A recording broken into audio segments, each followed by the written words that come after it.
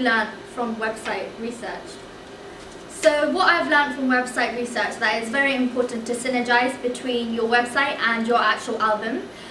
This is because if there is no synergy present, then the audience will be rather confused about what the album actually is. And I feel like a website is a very important place to have everything all in one place, so it's accessible.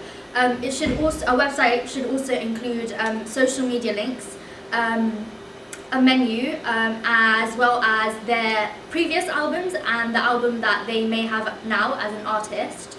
Furthermore, a very reoccurring theme that I've noticed within all of the albums and websites I have researched, they all have some sort of exclusive newsletter that's only available to people who are a fan of the artist. And I think this is important in developing a relationship between the artist and the fan base, as this is something that's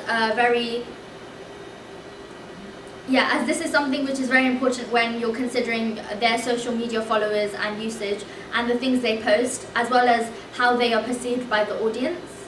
So overall, I think that websites are very significant in being accessible and providing the audience with a domain where everything is present all at once without the hassle of going to several different websites to access information that they may not already know about.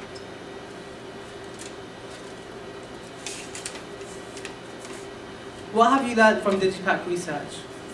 I have learned about the many features included on a conventional Digipack. Examples of this are a barcode as well as 6 flaps. I had also researched into the history of a Digipack as well as the pros and cons in order to have a clearer understanding.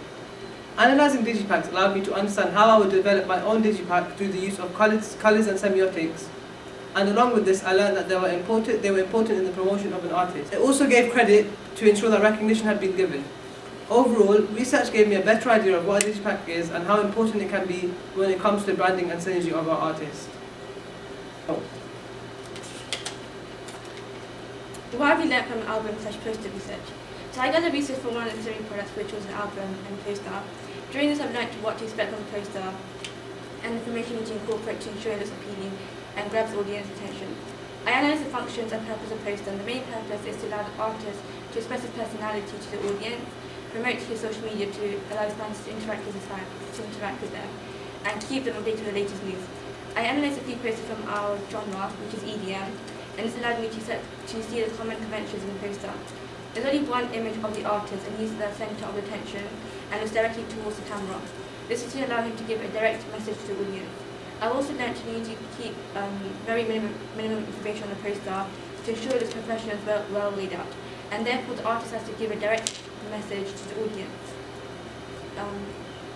I've also learned in the album we need to incorporate the main information such as track list, barcode, and the name of the artist, the name of the album, and therefore allows the audience to be aware of the important information behind.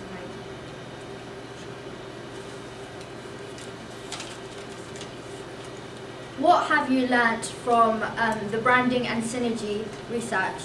So when I was researching about branding and synergy, a very prominent ideology was the fact that the album and the website, or even in the case of the album poster, all had very similar or literally the same colour schemes, typography, and images used. This is significant because it shows that the artist is branding themselves in a certain way in which the audience can relate to.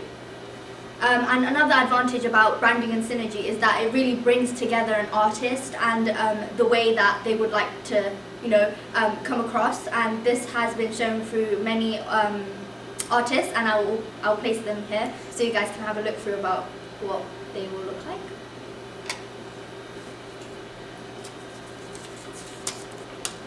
What have you learned from target audience research? Target audience research has been vital in the lead-up of coming up with what ancillary products to develop. As a group, we conducted research on all three, and particularly Digipacks and websites, and it allowed us to understand the preferences of our target audience for the EDM genre. Individually, conducting research on typography meant that I was able to look into particular fonts that the target audience liked. The focus group, as well as the Google Forms created by a member of our group, allowed us to get an in-depth idea in qualitative form and meant that our target audience, and showed us what our target audience preferred. Overall, target audience research has been incredibly useful, particularly when primary data has been collected, and it will be utilised in the development of our own ancillary products.